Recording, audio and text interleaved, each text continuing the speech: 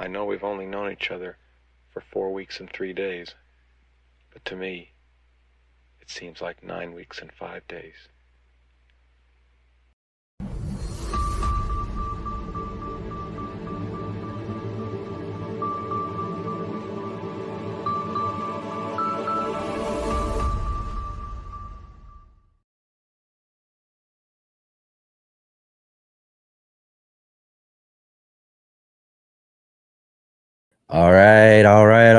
All my garden enthusiasts and passionate plant people. Here we are. It's the Sunday edition of the Let's Get Growing show. As you can tell, it's the Super Bowl Sunday edition of the Let's Get Growing show here on the Urban Gardener channel. I'm Enoch. I'm your host today.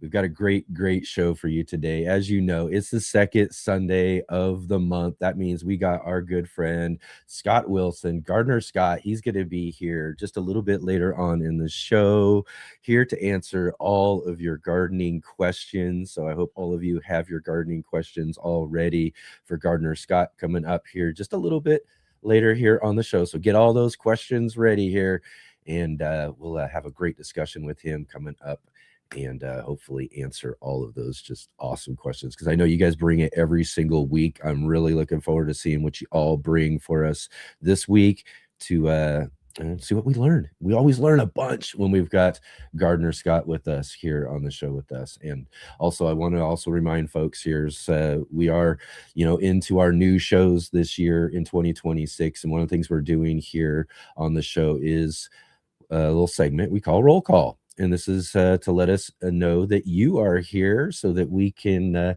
give you all just a little bit of a shout out. So if you can, just drop into the comment section there or the chat and let us know that you're here. Let us know where you're growing from. Let us know what you've got growing on in your garden. And then here in just a few minutes, we'll go through and give you all a bit of a shout out here for roll call coming up. So coming up here in just a few minutes. All right, everybody. And real quick here also, if we can too, let's go ahead and click that like button if you can real quick. Subscribe if you haven't subscribed yet. Bell notifications to be notified of all of the upcoming awesome Let's Get Growing shows here that we've got coming up all throughout this gardening year. We're already off to a great start. We've still got plenty of awesome guests and shows coming up in the weeks ahead too here.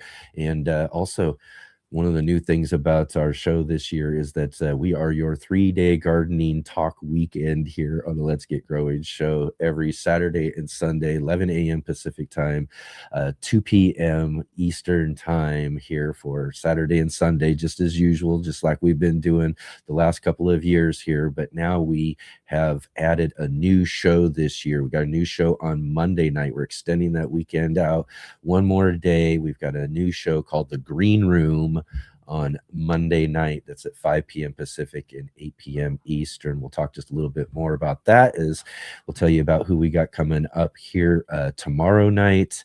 And later on, also at the end of the show, we'll tell you who's coming up next week as well too. So hopefully you've all been joining with us and checking out our Green Room show with our good friend Natalie, the French Princess. She's there to co-host with me, and we've had a couple of just really awesome shows already there, and plenty more too. Like I said, we've got lots and lots of great shows coming up for everybody here.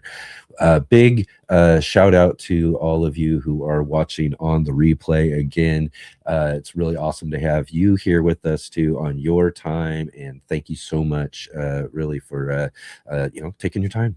Check out what we've got growing on here. It's really awesome to have you.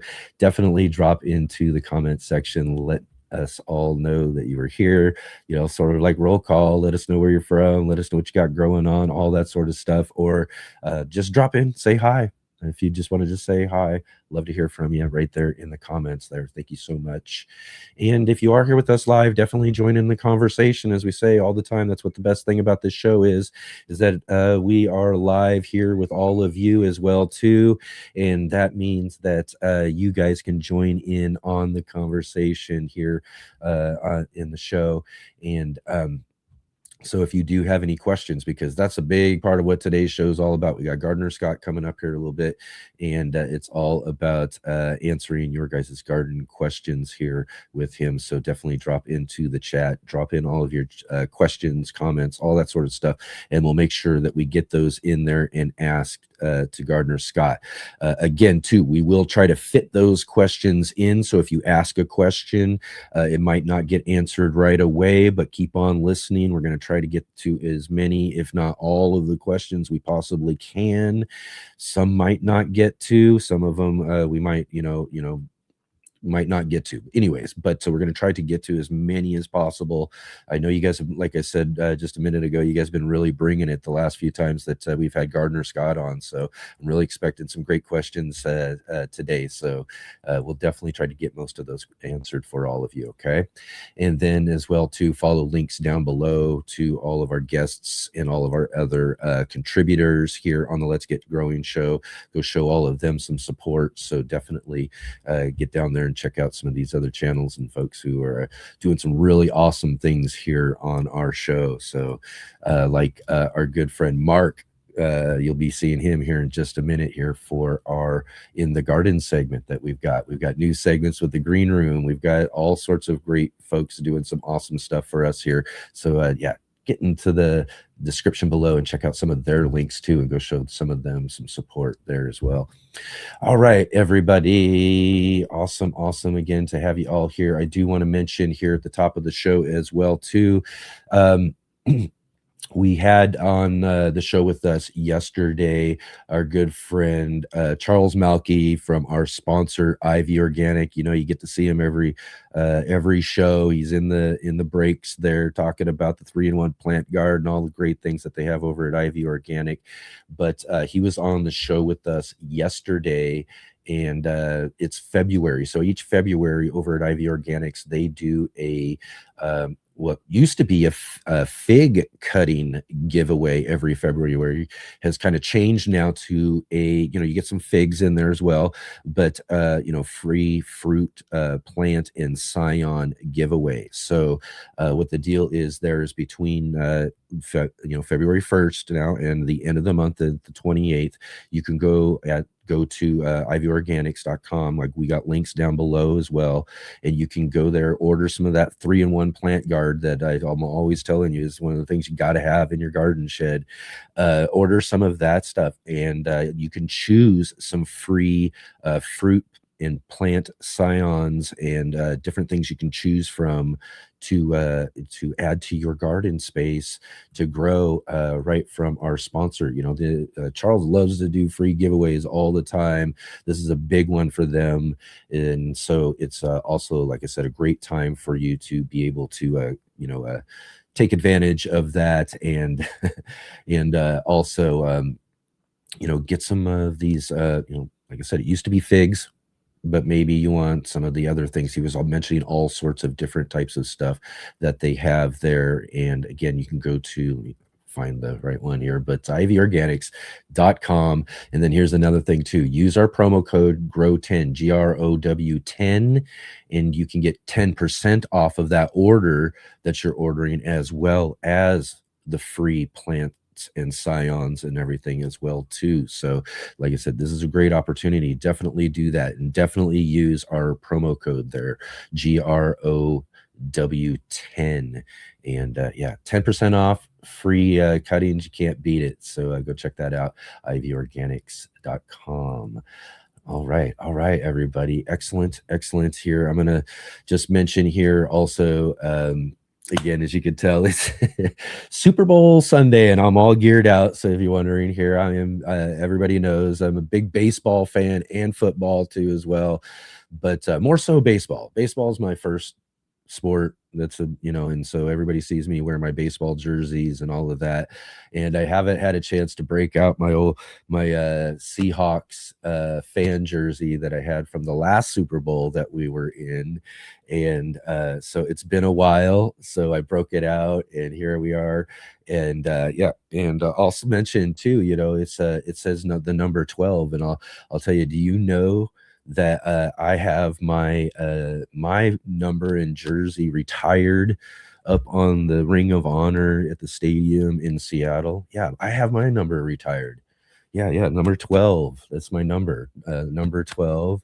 And it's mine and also all the other Seahawk fans out there too. We were the first fan base basically to have a number retired because the Seattle fan base is so known for having such an impact on the actual games that they play at home in Seattle because they're so loud and so just a big presence. And I miss those days of hanging out in the stadium and cheering along for them and everything. But I'll be here at home cheering for my big team here just a little bit later on after the show and everything. But got to show my support on the show today too. So here I am, a number 12.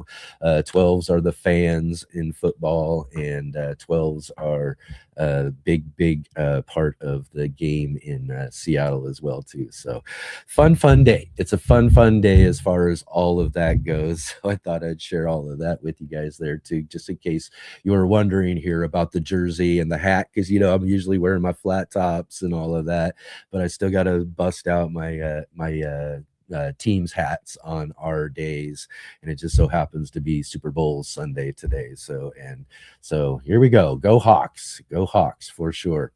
And real quick too, I just want to remind you, if you didn't check out yesterday's show, we had a really awesome show as well too. Yesterday we had on with us Gary Pilarchik. Gary Pilarchik came back to the show. He's been on a couple of times with us before. He's from the Rusted Garden and the Rusted Homestead, and just a great gardener, someone I've been following along with for many years, like Gardener Scott today. So really everybody here on the Let's Get Growing show this weekend has been on a real treat of some real awesome garden education and knowledge, man. And that's for sure, because Gary really brought it yesterday as well too. Is like I said, we like to have a good gardening conversation and a talk and discussion and do all that sort of stuff in a way. As we say, this is kind of a gardening talk show, gardening entertainment, but one of the things we say is that you're still going to learn a lot of things along the way, and that's been really true over the last day and into today for sure, because I already know Scott brings it every single time. We already know we're going to get a ton from him. But if you didn't get to check out the show yesterday, go back and check out our show with Gary Pilarchik from the Rusted Garden. It was really great talking with him again. And then so yeah, excellent. And also too, real quick, I'm just going to run through these real quick here, and then we're going to get moving on here with our In the Garden. Or wait, no, we got roll call coming. Oh man, I'm running everything real late. I knew I was going to just get babbling today. So you know what? Just a real quick one. Last week, community show. If you didn't get to go see it, really awesome. Come meet some of the folks you see in our chat. Last Sunday, on the last Sunday edition, we had an appointment with Dr. Jeff. Really great conversation on blue zones. You'll definitely want to go back and check that out if you haven't had a chance to. And our new green room show last week, we had Brandy, the Suburban Gardenista. She's doing our trivia questions now on the Saturday show. So she came and hang out with us on the green room along with Michael Overstreet from the Garden Nerd. So we had them with us there as well. So right on here, I know Mark's got a really great In the Garden segment for us here for a few minutes, and then what I'm going to do is I'm going to come back, and that'll give everybody a chance to as well for new folks to come in, and we'll just do roll call right after that real quick. I'll run through everybody, and then we'll get to talking to Gardener Scott after that. All right. So I know Mark's got a great one, and we'll see you all just real quick here, right afterwards, right after the In the Garden.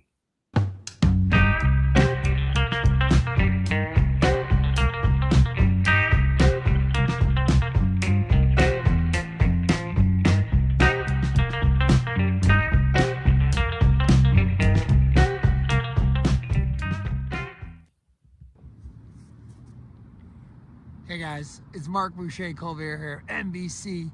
You're in the garden with NBC. Today we're going to talk garlic. And just before we get rolling here, I want to show you some really nice rows. Hopefully you can see all those beautiful garlic, all mulched nicely, poking up out of the ground. Seeing just the garlic. We've been taking care of our garlic this week. We've had an amazing week of spring-like weather here in Portland, Oregon. And I just want to talk about garlic because it's such a foundational crop. So many people love to grow it. It's just one of those base, I think it's like a base crop, garlic and onions. If you're going to be cooking, if you enjoy gardening for the purpose of cooking, pretty much you're going to be growing garlic, some kind of garlic. And it's really what we call a cosmopolitan crop. It's spread around the world. There's hardnecks and softnecks. The hardnecks can stand some of the coldest temperatures, and indeed garlic did evolve in the steppes of Asia. So it's very cold adapted. And the softnecks are better in warmer climates. So there's, you can grow garlic almost anywhere. And it's just one of those wonderful crops and one of those overwintered crops. There aren't too many of those, right? We plant it in the fall and harvest it in the summer, generally, early summer. But let's talk about what you can do as the weather improves and the season begins. We need to support our garlic. We need to be there for it, right? It's gone through, already for us, we planted in October, and it's already gone through 4 months of growth, putting out a big root system and then slowly starting to build a shoot system. And we're seeing really early growth here because it's been a mild and warm winter. I want to talk about 2 approaches that you can do, and this works for a lot of other crops too, not just garlic, in terms of fertilizing. And the approaches are liquid fertilizer, and I'm going to use this fish fertilizer in a minute and show you a really fun way to get that on your crops. Liquid fertilizer, and then a powdered fertilizer. Let me get that here. And kind of just, I've got the powder in here. It's kind of dusty, but I've also got the tag here from the bag because that's going to have some important information for us we're going to review in a minute. All right, let's talk about liquid fertilizer. Liquid fertilizer, and here I'm talking all organic fertilizers. There's a lot of water-soluble chemical fertilizers, and that's not really my bag, baby, as Austin Powers would say. I'm on the organic side. I want to stay on the organics. I want to work with soil systems, and I'm not just treating the garden like a chemistry set, right? So I want to engage it as a complex biological entity and use both fertilizers and methods that are going to respect that process. So I'm organic. If you're not organic, that's okay. Maybe you get another philosophy and following somebody else, that's awesome. But the advice you're going to get here is organic, from organic gardening, because I feel like it creates the best results overall for ultimate sustainability. Remember, it's not just this crop of garlic we're growing, it's the next 100 that we have to think about too, right? Not just this crop, but many generations into the future. Let's build the soil, let's make it more vital, more healthy, and organics are the way to go. All right, we have something that's a fish product here, Alaska Fish Fertilizer. Right away off the top, anytime you're talking about fertility, you're talking about 3 numbers that are going to be on any fertilizer. Those are the NPK numbers: nitrogen, phosphorus, and potassium, always in that order. And the relative numbers, here we have 511. 511 is going to give you a clue that this is heavy in nitrogen and pretty scant in phosphorus and potassium. So that is going to signal to us that green leafy growth is going to happen. Stems and leaves grow a lot when you put nitrogen in, and indeed you want to be careful about adding nitrogen later in the season for certain things, such as tomatoes, because nitrogen will favor leaf and stem growth at the expense of fruit growth. So you will get some incredible looking vines, for example, if you're doing tomatoes, if you use a lot of nitrogen fertilizer, but maybe no tomatoes themselves, which is unfortunate because the vines and leaves are toxic. You wouldn't want to eat those. People tried, they got sick.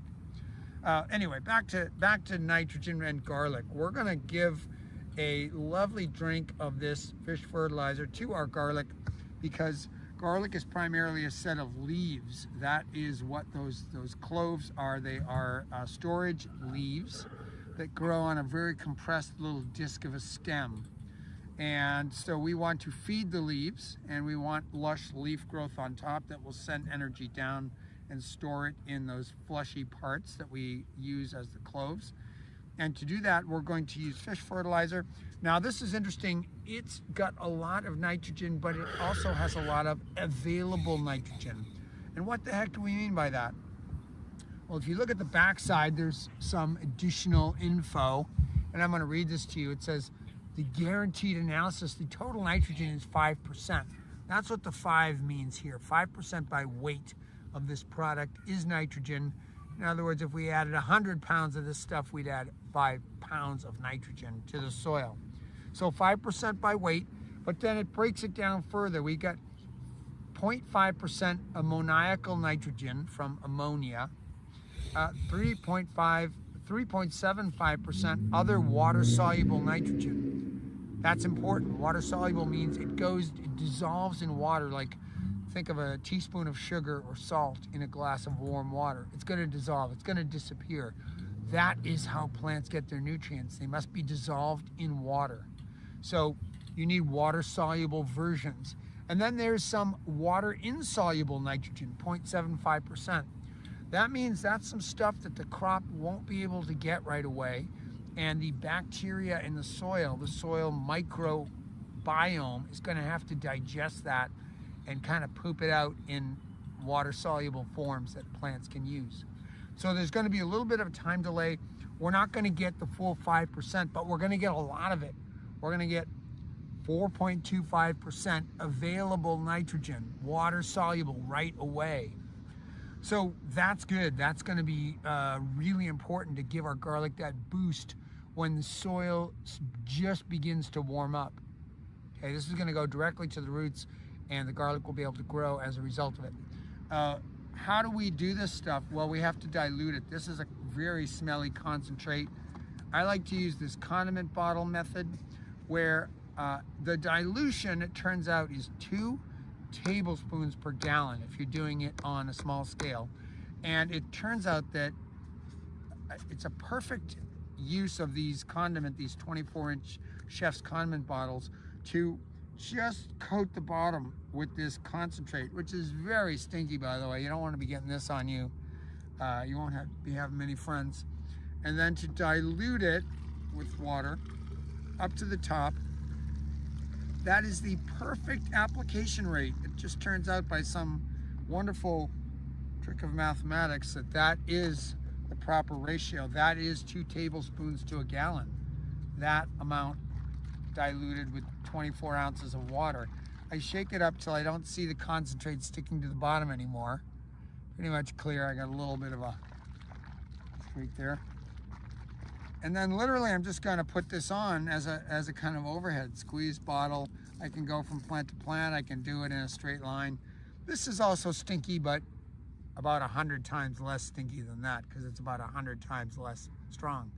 So anyway, I'm going to put this on.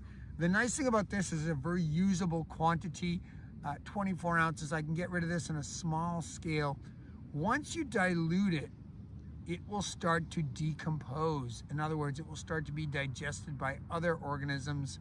Spores in the air will get to it. It will get quite rank and grosser than it already is, stinkier than it already is. You don't want that to happen. If you make up a big batch, let's say you make up 2 tablespoons of this and in a gallon of water, but you don't use the gallon, then what?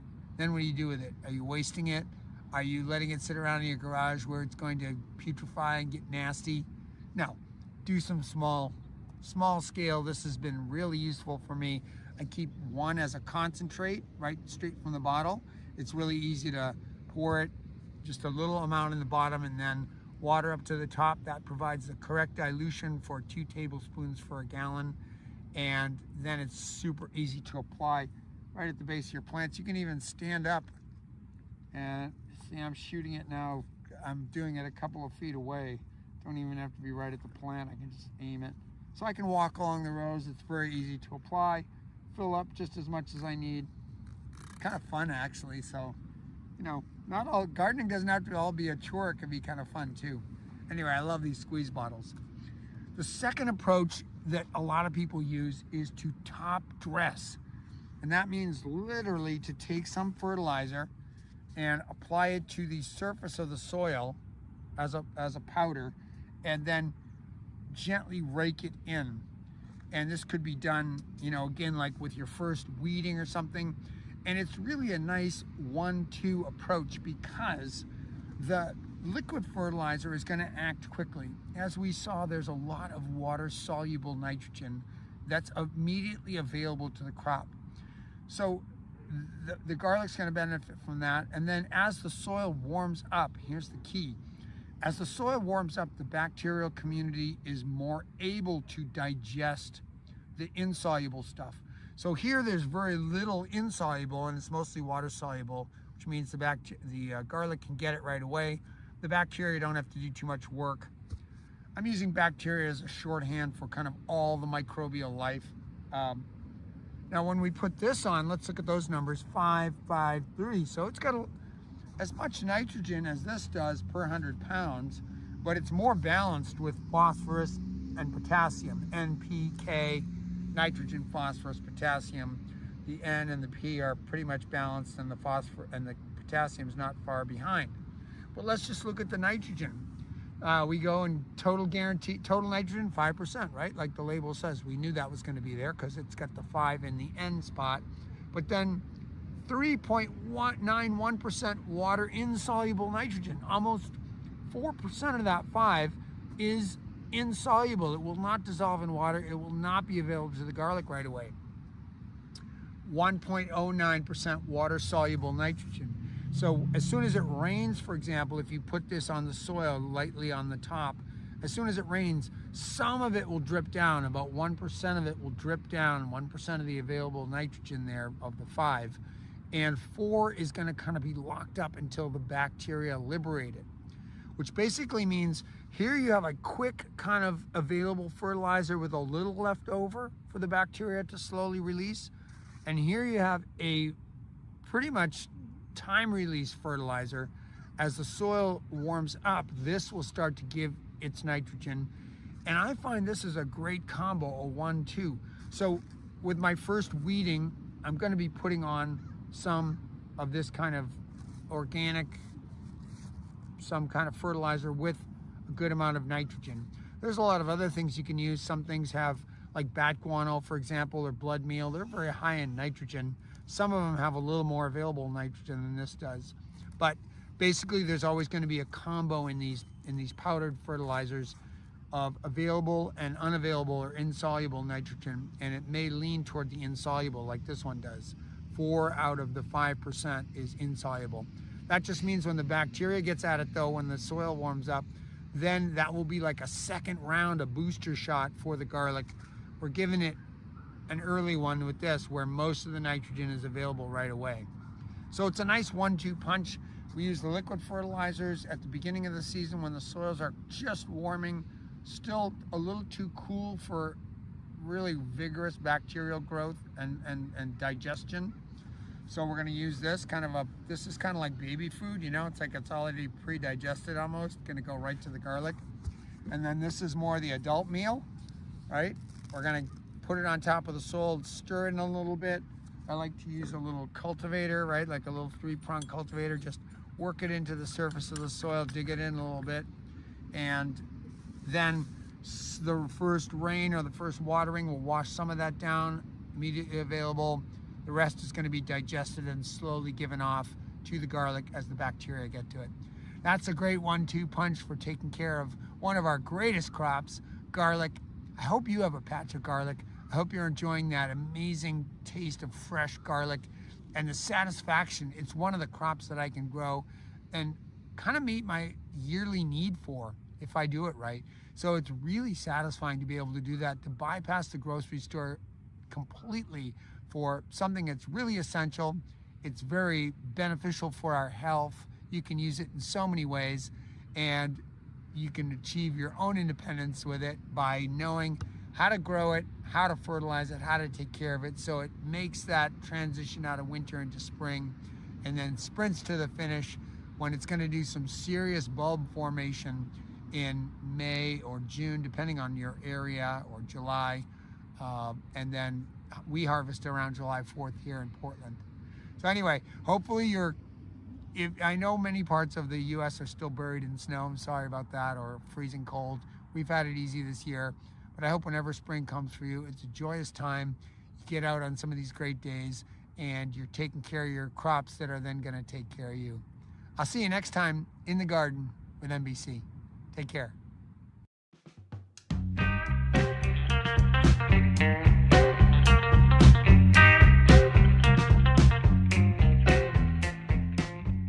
Ivory Organic was founded on the gardening concept of whitewashing, simply lightening your plants to better tolerate weather extremes, transplant shock, and so much more. Such a valuable gardening practice that farmers have been doing it since BC times. However, in recent years, most research has been caring for plants and trees using latex and tar-based products which are designed to last 100 years but fall off your plants within 1 to 2 years as your plants grow, contaminating your garden soil indefinitely. Available in colors white or more natural looking colors such as brown, green, gray, and grayish. Ivory Organic has 2 general categories of whitewash products. The 3-in-1 Plant Guard, which includes 7 natural oils including castor, cinnamon, clove, garlic, peppermint, rosemary, and spearmint, which offer insect and rodent repellent protection, and the Whitewash Oil Free formula. Both products also have diatomaceous earth in the base ingredients, which naturally offer some insect repellent protection too. As always, keep growing with Ivory Organics and wishing you all happy gardening.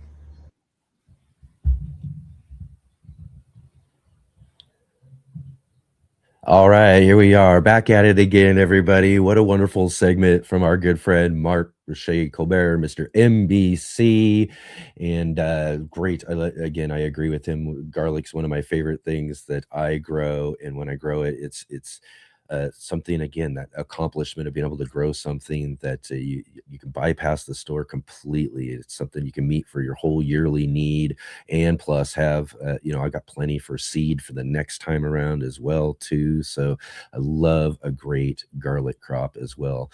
But also remember too to come and join Mark and I together live next Sunday for next Sunday's edition. We've got our monthly gardening book club, because that'll be third Sunday of the month next week, and Mark will be here live with us for the In the Garden segment and help co-hosting our monthly garden book club. And we'll have with us Willie Galloway. Willie's book Veggies for Breakfast is our featured book this month, and Willie will join with us for the conversation and talk all about how we can get and take our harvests from our gardens and get them into the most important meal of the day. So definitely come and check that out, as well as I want to mention too, again, tomorrow night we've got our new show, The Green Room, and you want to come and check that out. This is a new show in the evening, extending out your gardening weekend, 3-day weekend here, 5 p.m. Pacific, 8 p.m. Eastern for The Green Room with Natalie and I. Natalie, the Fresh Princess, will be our co-host as well too. She's our co-host for The Green Room. And this next or tomorrow night, we've got joining with us Andre the Farmer and Gardening with Gray. So we got those guys coming back to the show, joining in our conversation in The Green Room. So you'll definitely want to come and check out those shows tomorrow and next Sunday for the Gardening Book Club. But all right, real quick here, let's run through this real quick because we got Gardner Scott waiting in the wings for us here. So let's run through our roll call real quick. My name is Kevin. Yeah. That is my name. Yeah. They call me Kevin. Yeah. Because that's my name. Roll call. All right. Roll call now is our new segment this year where we're getting this is our opportunity to give everybody a shout out here at the top of the show. But again, today we're just moving things around just a little bit, but let's run through this real quick. And first we want to mention our good friend Jay Dixon, our facilitator and backstage producer now and all of that, joining us from Midwestern Ontario. It's so great to have you joining with us here, Jay, and keep an eye out for all of her links and everything that she drops into the conversation there. And also, let's say hi to Adam. He's just right down the road from me here in Southern Oregon. It's great to see you, Adam, right there in Central Point. Always great to have you here. Jumping over the pond, though, too, we got Muddy Puddles Farm joining us from the UK. Thank you so much there for joining with us today. Great to have you here. John Jude, nice and early in the chat as well. He says, I've had enough of winter, and having onions 3 weeks. It started lettuce. Perfect. Excellent. Me too. I'm ready to move on from winter as well. I'm sure Gardner Scott is also. All right. We got Robin Gardens joining us from Chicagoland. Says another sunny day, though. Still chilly, but packing seeds there for the Door County Seed Library. Awesome. I love that. That sounds like a fun task to do while you're listening in on the show here. Good afternoon from the high desert of sunny Arizona. We got Val Thatcher joining with us here. Excellent to see you. Always great to see you here. Dusty Flats in the conversation, joining us from Wisconsin, 32 degrees Fahrenheit. Heat wave. Yeah, heat wave for sure. Got what's this? Dr. Labine. Okay, I'm going to try that, but we'll say doctor. How about that? And then we got Eddie in here joining with us. Excellent. Great to see you here joining us from Alabama. Excellent. That's great. Potting up your plants there in Alabama. And Lex is here as well, too. Cheers to you, Lex. It's always great to see you here. Let's see here. We've got Kenneth, hello, Michigan, and growing snow in your garden right now still. Yeah. Hopefully things are going to turn around for all of you in the north that are still under snow and all of that. Let's see here. And let's see here. Bowtie Life said here, say, where's the Will in the soil? Where is he? He mailed me poo. Worm poo. It looks delicious. I'm so excited to try it out. And that's nice. That's nice. I will send you over some nice fresh worm castings. It's perfect, man. Those will be great. Your garden's going to love that. Doctor says, the Fresh Princess brought me over to the show. Well, that's awesome. That's awesome. Thank you, Natalie, for the shout out. And Natalie's our co-host again, as I mentioned, for the Green Room coming up tomorrow night. And then there's David again saying, greetings, Global Gardeners. It's great to be home. We literally pulled in and unloaded the car just in time to get in for the show, for sure. Farmer Marshall, great to see you. Always great to have you here with us, Marshall. Great. And let's see here. Make sure that we're not missing anybody. Serena. Oh, I see Serena there. Hello. Hi, Serena. It's great to see you here on the show with us. And we've got Habitual Hobbies in the conversation as well, too. Excellent. All right, everybody. Thank you all so much for jumping in there again and getting into our roll call segment. I hope we didn't miss anybody. If we missed you or anything, definitely drop into the chat. Let me know there or say hi again or something. We'll try to maybe get you popped up here or something as we get moving along here today. All right. So again, everybody, we are really fortunate here to have our next guest with us today, because that means we can answer all of your gardening questions and really get down to it and really get a real good gardening education here today. So that's what it's all about. So I want to see all of those just awesome gardening questions that you guys have been just waiting for Gardener Scott to get onto the show to ask him. So I want to see you start popping those into the conversation there. And then also, anything else, all that sort of stuff too as well. But definitely I want to see some really great conversations. The last couple of times you guys have really brought it. So let's see some really great questions here for our Ask Gardener Scott.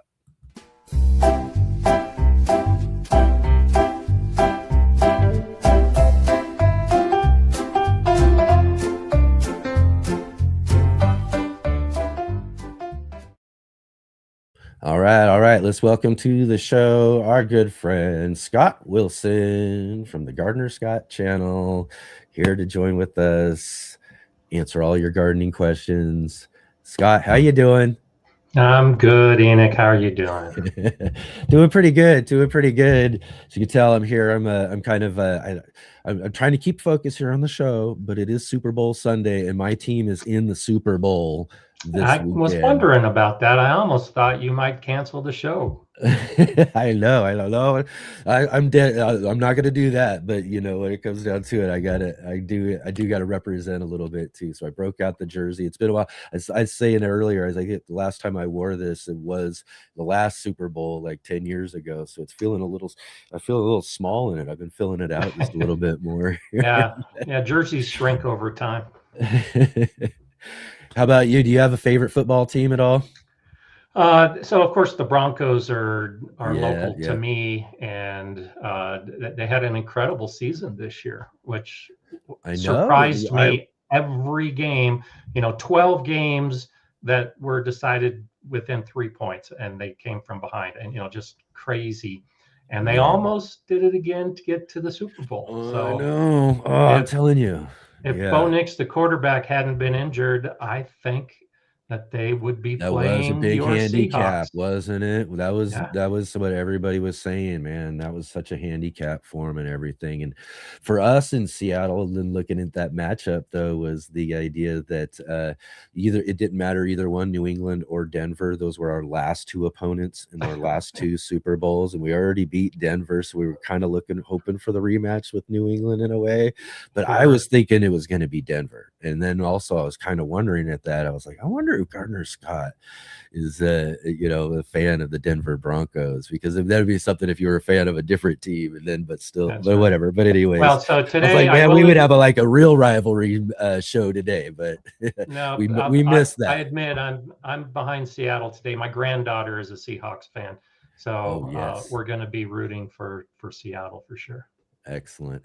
Yeah, I think they'll be able to take care of it. No problem. So right on, everybody. Again, this is Ask Gardner Scott. Go ahead and drop in some questions there. We'll get some questions lined up and everything for us here as we're talking with Gardner Scott today.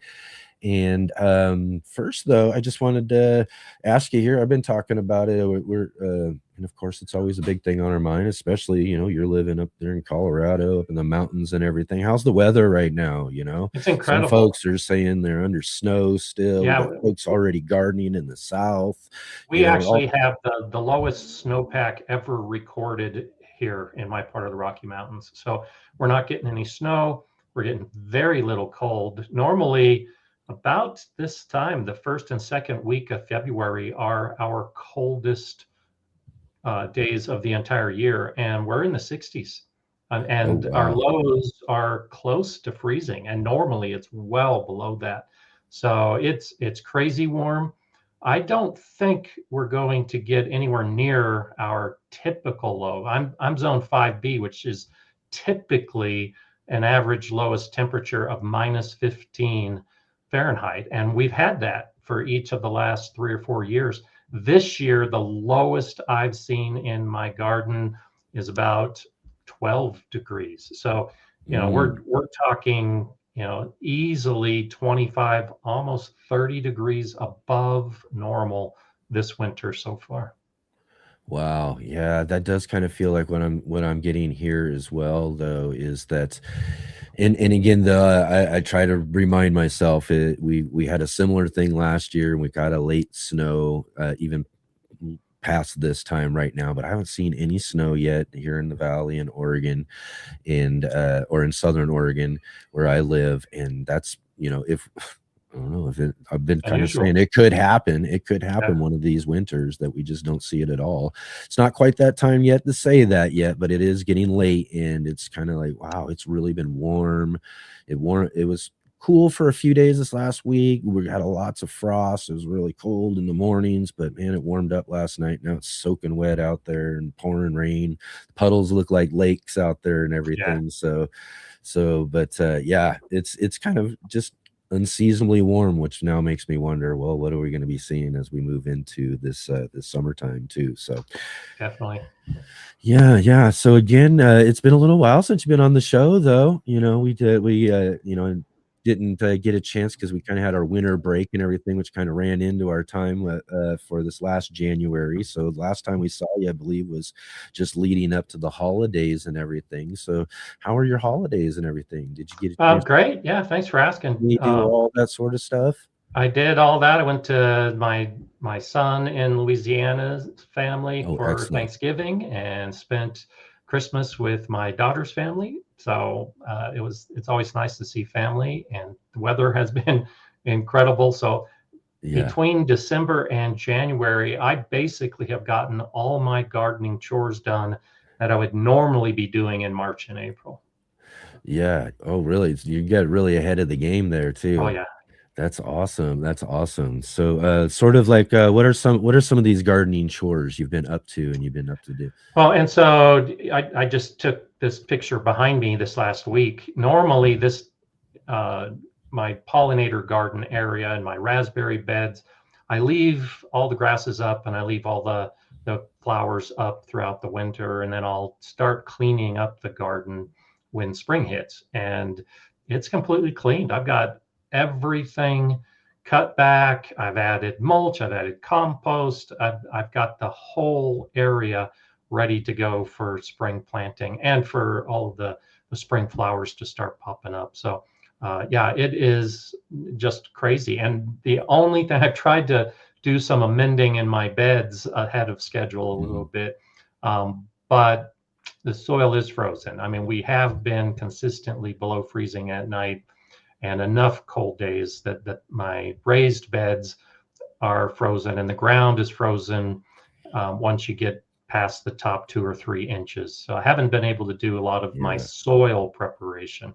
But everything else, as far as cleaning up the garden, the plants, getting trellises ready to go, I'm well ahead of game. So one of the things I start thinking about, I like to do season extending. So, putting hoops over beds with plastic, but I don't do that as much because it does take time to get everything set up and everything planned. And I'm normally spending time getting the garden cleaned and amended and mulched and ready to go. So this year, basically, I don't have any of those tasks. So I'm planning to do probably a month earlier than normal this year to get my seeds and plants in the ground with some protection because I'm so ahead of the game. Yeah. My question I was thinking about though, is you were talking about that in like season protecting, putting these covers maybe on your raised beds and all of that too, is that's kind of some sort of thing in season extending you would probably start in fall. Could someone though, in your case of you're like the ground's frozen, 2-3 inches down, could you just go ahead at this time of year, just kind of plop something on there and then maybe that'll kind of warm things up over a day or two and maybe you can start? That's exactly what I'm talking about. So I keep, so most of my vegetable garden beds, I use the cattle panel hoops.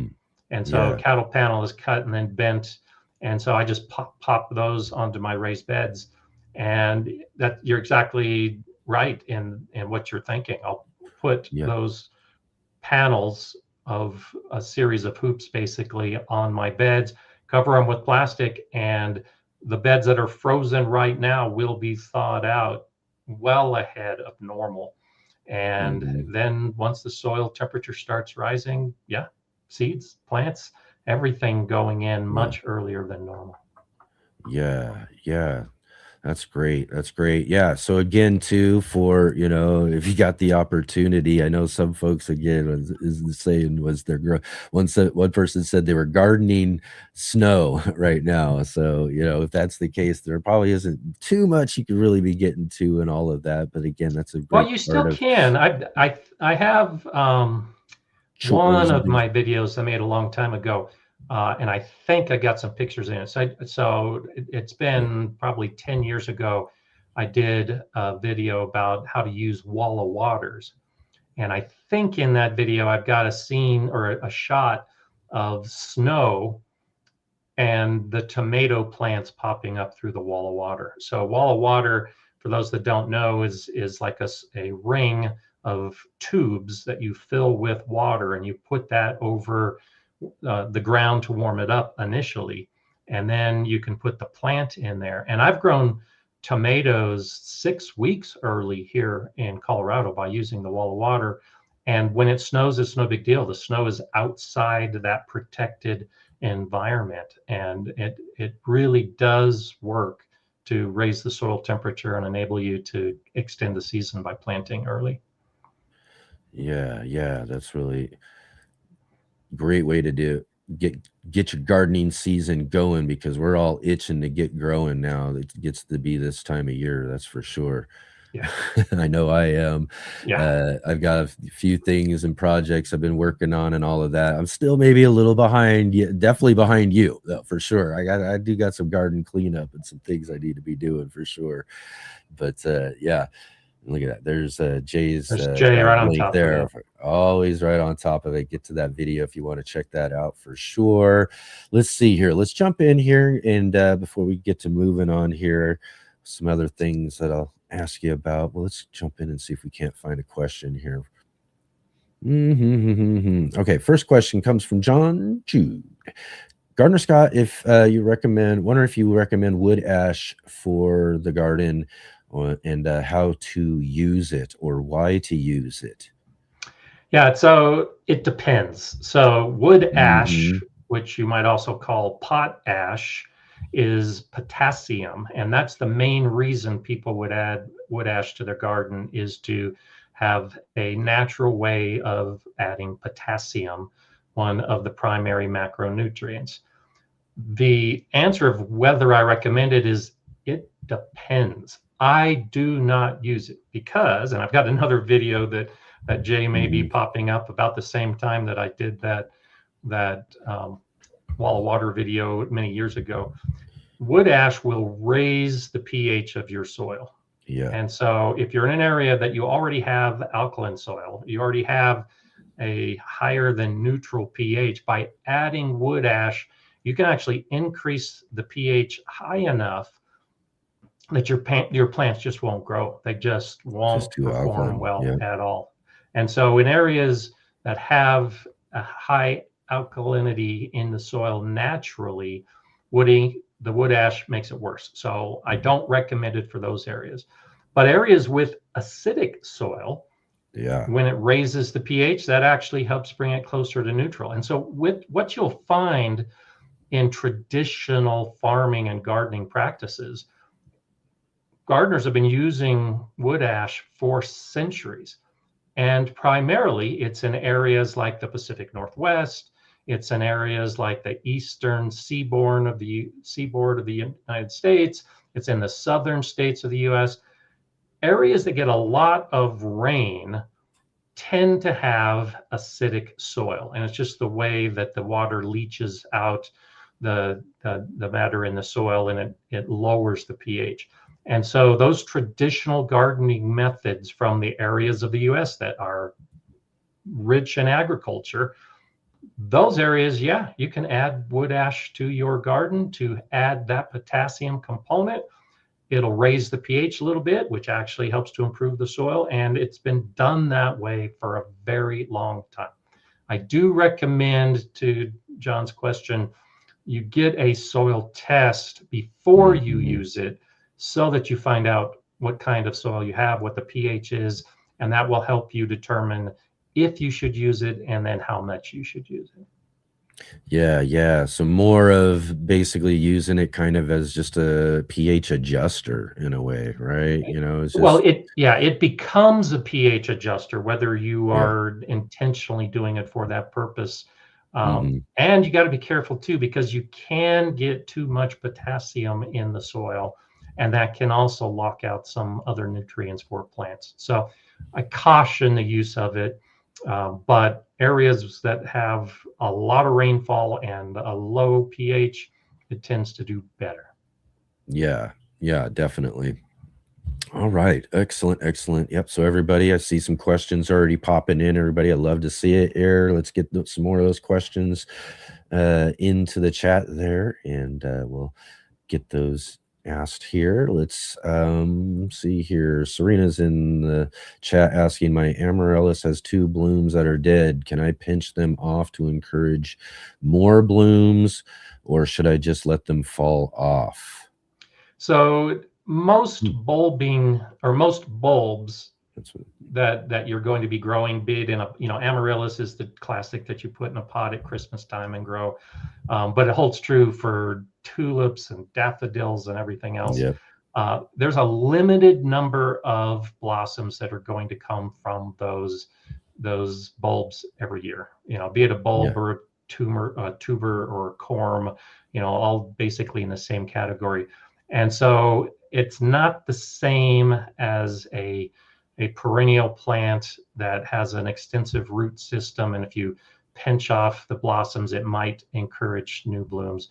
They tend to be relatively finite. So yeah, by all means, you can pinch off the bulbs, and that may help retain some of the energy within those bulbs by pinching out the flowers. But really don't expect to get any new blooms. There's a lot of other factors to include temperature and light that affect those bulbs with their flowers. Kind of season by season as they're growing and developing, it's kind of almost just predetermined as they're starting to sprout for the year, right? Exactly. So it kind of already knows how many it's going to be that year. Yeah. So, crocus is a good example of the kind of plants that are going to, like, the first flowers of the year. Even when it snows, the crocus are going to be popping up. They're only going to last for a very specific period of time. And it doesn't matter whether you deadhead or not. When the soil warms up, when the days increase in light, they're not going to be flowering anymore. So you're right. Yeah. Everything has its season and its specific time frame for flowering. And it's just a question of whether you want to clean up the plant or not, because a lot of those flowers just don't look that good if you leave them on. Yeah, exactly. I got a bunch of tulips and everything I grow. Several, there's probably some daisies and things like that. When they start to get brown, I pop them, get them ready, and maybe even cut the stem down even at that point, I always leave the leaves though. I don't want to cut the whole plant out or cut them down or anything like that. And if you do cut them back, like you're saying, cutting the stem, if the stem is still green, just cut off the flower, because the stem will still have photosynthesis within the green part. So that'll be a good idea to keep it producing energy as well. Yeah, I mean, it adds a little bit. The leaves are the primary source of energy with the photosynthesis process, but the stem can actually absorb some light and add energy to the bulb for next year. But when it starts browning, dying back, you can cut it all the way down to the ground. Yeah, exactly. All right. Yeah, but we want to leave those leaves though, right? I mean, again, too, this is that same purpose, is because we do want those bulbs and those, exactly. So leave to be able to regain that energy for the next growing scene, right? Until they start browning. So with the tulips, by end of summer, you don't even know where your tulips were, because all those leaves have died back and they're brown. But just leave them in place until they naturally die back. Yeah. I had to, I've got certain colored ones, and I was thinking, and I wrote a chart somewhere for some bulbs I want to get and put in and all that, because I want to add some certain color to a certain area, right? So I had to go and make sure I flagged, what the colors were, and to make sure that I knew after they were gone, because they were only going to be there for a short while, and then that stem, like you said, is only going to be there for another shorter while, so I flag them off. So I go, okay, make sure I got where the right colors are and that sort of thing. And but hopefully the colors look great as they look and are better now. But you got to keep track of those if you're trying to do things like that. Let's see. Let's find another question, everybody. Thank you so much for all the questions here. Let's see here. Oh, that's not a question. Okay. Riz Lex here asks, I'm starting my gardening journey and I ordered some potting mix soil, but I remember my mom used to make fertilizers from cow dung and veggies. So which ones? I think they're asking which one they use. They must have ran out of space there for the question and all of that. But I guess the question here we're looking at is they're just trying to wonder, they got some potting mix, potting soil, this sort of thing. And then they remember, maybe their parents use some sort of manure compost or something, right? Yeah. Or making a tea or an extract to make your own homemade fertilizer as well. And that may be what it is. So the idea. Here's the question. More of the question. Okay, perfect. Yes. Which one would be more beneficial for plant growth and long-term soil health? There you go. That's a little more. Yeah. So my preference for long-term soil health, as you know, we've talked about this a lot, is adding organic matter to the soil. And so take that cow dung and take those vegetable scraps and make compost, and then put Yeah. the compost in the soil. That's the best way to build long-term soil health. If you take the dung and soak it in a 5-gallon bucket of water and then pour that water on your soil, you'll add some nutrients, but you're not building soil by using fertilizers like that. And I'm sure Jay is, if she may have been reading my mind, because I have a video that talks about taking things like stinging nettle and dandelions and comfrey and making a tea or an extract as a way to just boost plant growth momentarily, but it doesn't improve the soil. So if you're looking to improve the soil, you need to add organic matter to the soil. And I don't recommend a process where you are regularly applying fertilizers and that's your primary source of nutrients. You can. A lot of gardeners do that. In fact, you don't even need soil. You know that. You know, hydroponics grows in nutrient-rich water. And all it is just fertilizers to feed your plant. That is an option, even in a bed outside. But soil health all comes down to organic matter in the soil. And you can add the cow dung, age it first. You can add that directly to the soil in fall. That's one way to amend your soil.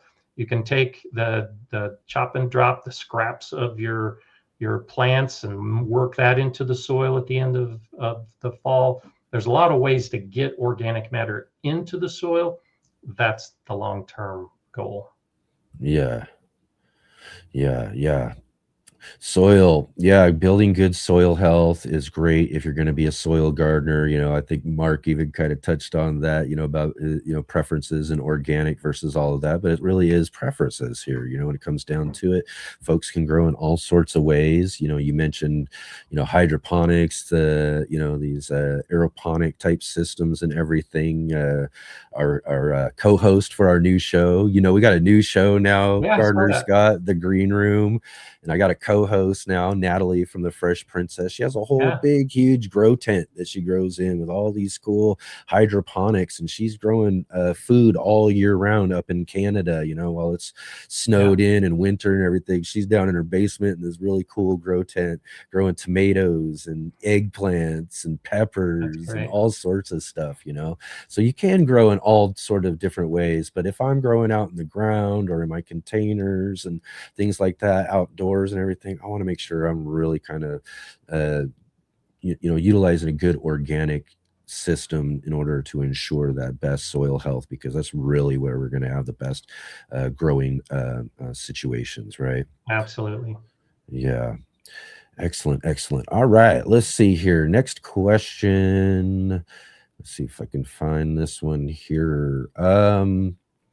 Okay, Serena was asking, what should people use to keep wildlife or pets from bothering the garden if using fish emulsion? Oh, okay, so I suppose she's kind of talking back there too and referencing Mark was using some fish emulsion and these sort of things, and it's going to be stinky. And I saw that NBC was talking about it, and it's true.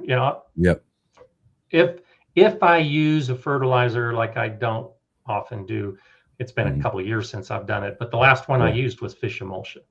And when you've got dogs and cats in particular, they're going to be digging in the beds. And if you have an area with raccoons, they're going to be digging in the beds. So the best way is a barrier. You've got to put a fence around the garden to keep the dogs out.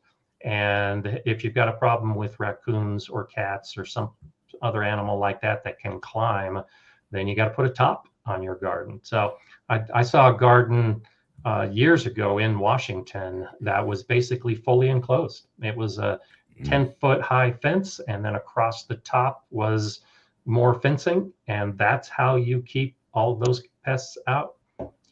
Or you choose not to use the fish fertilizer and have those animals dig up if you're not willing to fully put a barrier around your bed. And you can do it within individual beds. So, the cattle panel hoops that I was talking about putting over the beds, I do those, and then I cover them with bird netting.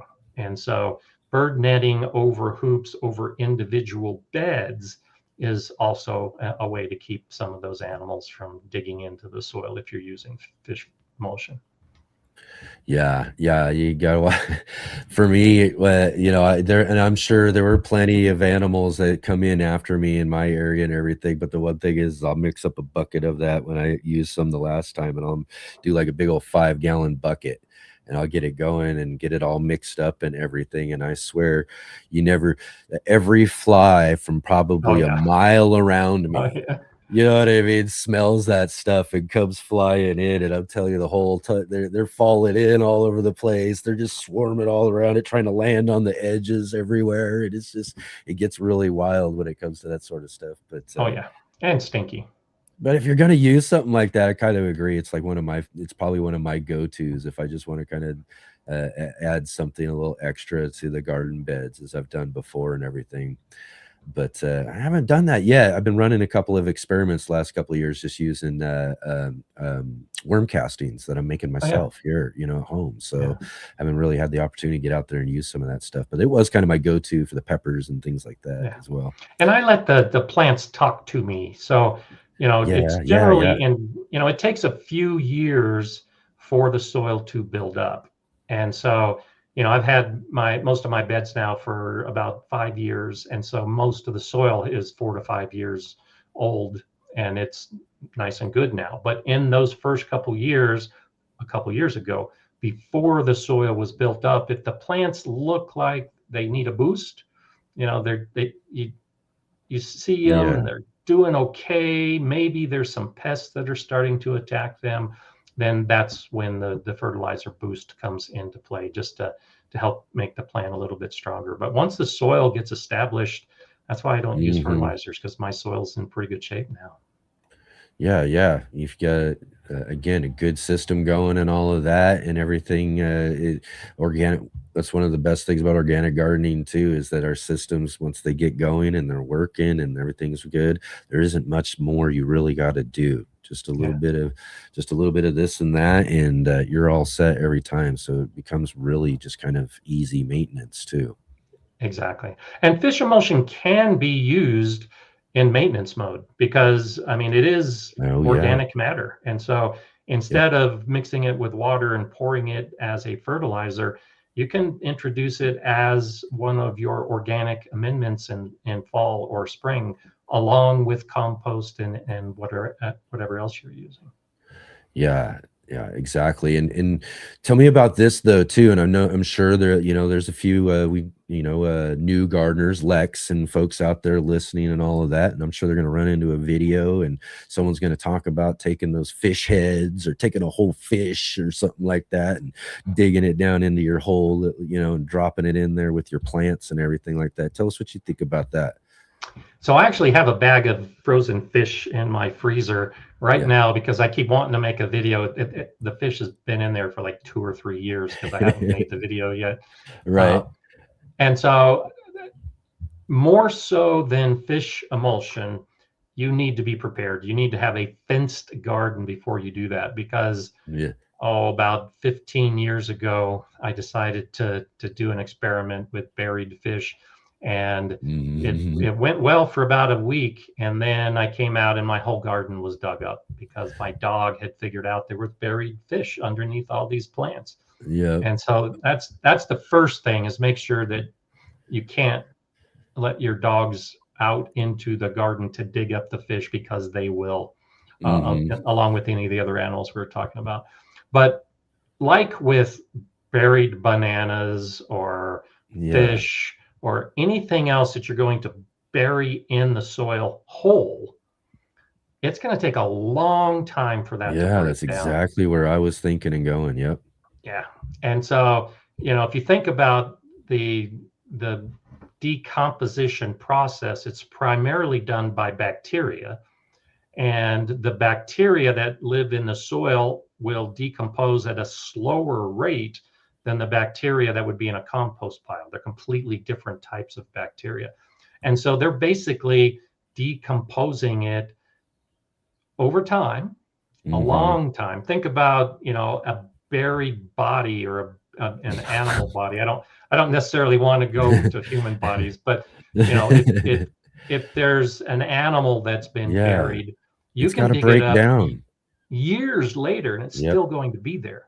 And the fish is the same way. And the biggest issue I have, that's why I want to run this experiment over a period of time. The biggest issue is that it requires nitrogen to break down that organic tissue. And so doing it is great, but you do run the risk of creating a nitrogen deprivation in that soil. So if you have a plant directly above it, there might not be enough nitrogen to support the growth of that plant because the nitrogen is being used by the bacteria to decompose the fish. And so, you know, the idea of the pilgrims coming and learning to bury fish next to their corn, yes, once the fish has decomposed, it adds a ton of nutrients, just like the fish emulsion that you're going to be using as a fertilizer. You just have to time it in such a way that the plant isn't going to suffer during that period where nitrogen is being pulled out of the soil to cause the decomposition. Yeah. Eddie says that Nancy's homestead in Florida covers the fish with lime to mask the smell from critters. So yeah, that's an option. And lime can actually be an option. So this gets back to what we were talking about with using the wood ash in the garden as well. Yeah. Because lime will change the soil pH. And so you have to do a pH test to determine if you need to sweeten the soil. Lime, you know, makes the acidic soil pH rise closer to neutral. And so it can cause an alkaline soil to also rise. And we get back to the same issue we were talking about before, where yes, lime can be a great opportunity to mask the smell and actually change the pH, but you got to know if it's suitable for your soil before you use it. Yeah, yeah. And Rob from Rob's Allotment Gardening is also saying it'll help the fish decompose a little bit quicker as well too. But you know, really, and again too, I think, and kind of summarize the sense of using fish and all of that, it's kind of maybe something, if this is something you want to do, maybe you catch a lot of fish and you got a lot of waste and these sort of things, and you just want to get rid of it, and you don't have to worry about the animals and things digging things up. This is something you would do like well in advance, maybe the season before, as you're prepping things for you know, would an overwinter, or would you go maybe further in advance? Well, and so that's why I've been trying to do this video for so long, because it's going to be a long-term video, and I just haven't figured it out, the scheduling of it yet. Yeah, exactly. So there's another option, and you know, think about if you remember this Saturday Night Live skit about the Bassomatic, and you put the fish in a blender. That's really a good option if you're going to poo a fish, instead of putting a whole fish in the ground. There you go. Yep. Put the fish in the blender first. I knew we would get there. Yeah, exactly. And then that's the thing to do. It's still going to take time to break down. So I would do it in the fall. I would dig a trench, or a series of trenches in a bed, pour the blended fish all across those trenches, and then cover them up and let them sit there in fall and winter and spring. Know where the trenches are, and then I would plant alongside the trench, not on top of the trench.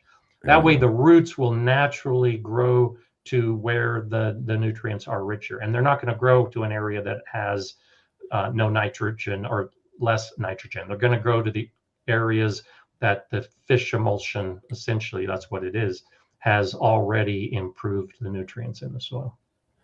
Excellent. Yeah, right on. This should be a Monty Python skit. Yeah, it's a Saturday Night Live skit. It's already been done. It's been done. Yeah, that's great.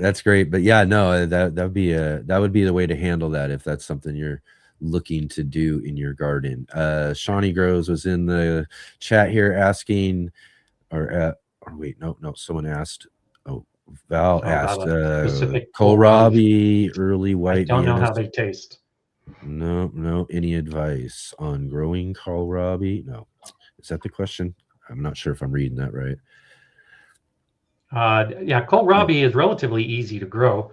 Mhm. It's one of those plants that tends to have the bulbing part above ground, so it's actually kind of fun to grow. But it gets Yeah.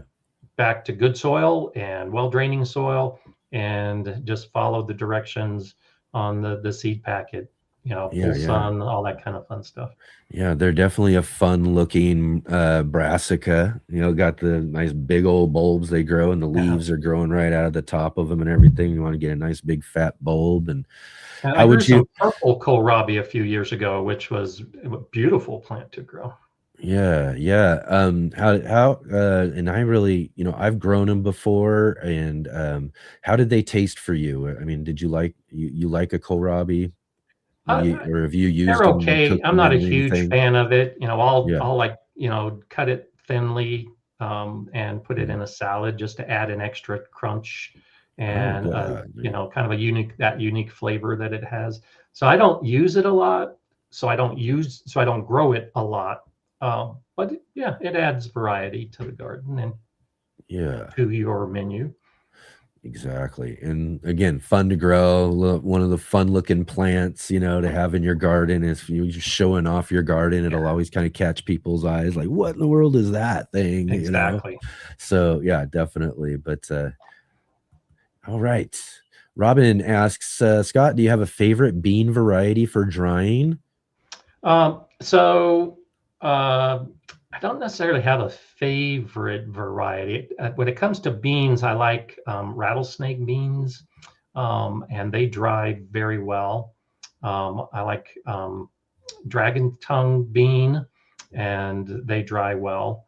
But then if you're looking for a classic, pinto bean is another one that's just, at least for me, grows very well in the garden.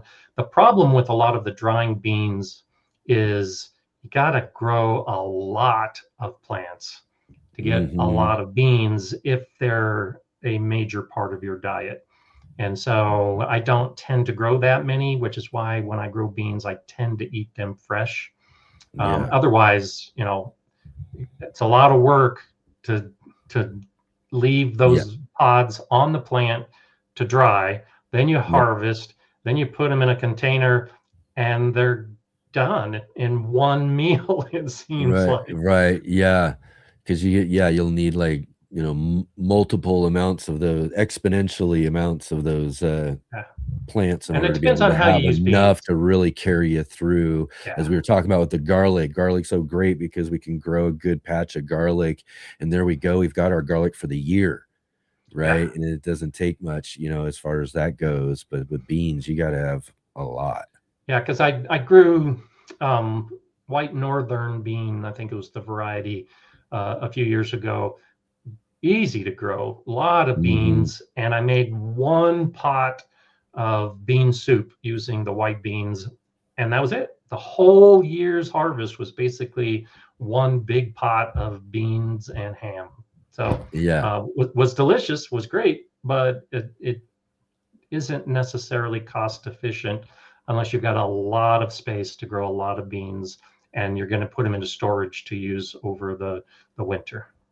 Yeah, and I think some of these sort of things, and maybe even this subject a little bit, and I've thought about it just a little bit more since our previous book of the month club was Sam Kaufman's Survival Gardening, and I've thought about a lot of this more too. Again, it's fun to grow things and all that sort of stuff, but I think a lot of people are going to be moving in and looking, especially this year, and as we move forward, looking into gardening as a way to maybe supplement what they're able to buy and purchase, and you need to sustain themselves in a way too. So that's something we got to be thinking about is, what are the things we can grow that are really going to be, worthwhile in a sense to take up the space, is Exactly. going to really give us what we, an amount that's going to be useful to us other than just like you say in a pot. Is it Yeah. really worth the space for just getting one meal out of that space for a season and things like that? So, those are, you know, certain things we got to be thinking about as we're using our space. And I'm sure a lot of folks are going to be turning to gardening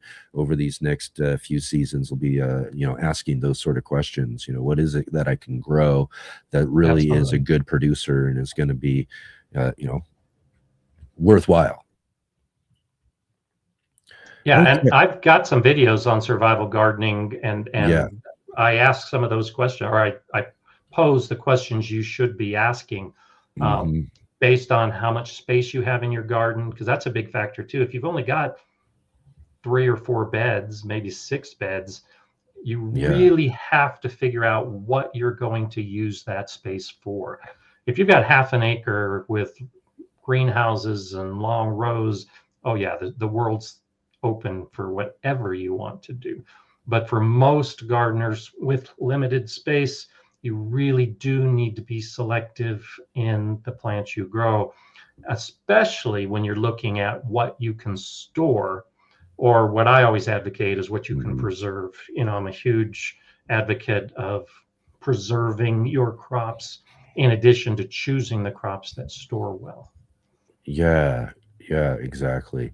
And yeah, it's a great way to look at what your garden plan will be, you know, especially if you're thinking about, you know, sustaining yourself. I know Muddy Puddles Farm is in here. She's on a mission this year to grow everything from her own garden, and, you know, and she's going to live off of what she grows, either by trade as well. So everything has to come from what she's doing. So she'll even trade to get and do that sort of stuff. And, you know, I think it's a fun experiment to run, but I think a lot of people are thinking in those ways right now, because, you know, food costs are going up, you know, and people are looking at their grocery bill and saying, hey, what can I do, you know, in my own space that I maybe can grow, you know, that can kind of help this out a little bit. Well, and the nutrition aspect as well. I talk about that in those videos that I did, because, you know, it doesn't make a lot of sense to grow lettuce if you can grow potatoes, because potatoes are virtually a perfect crop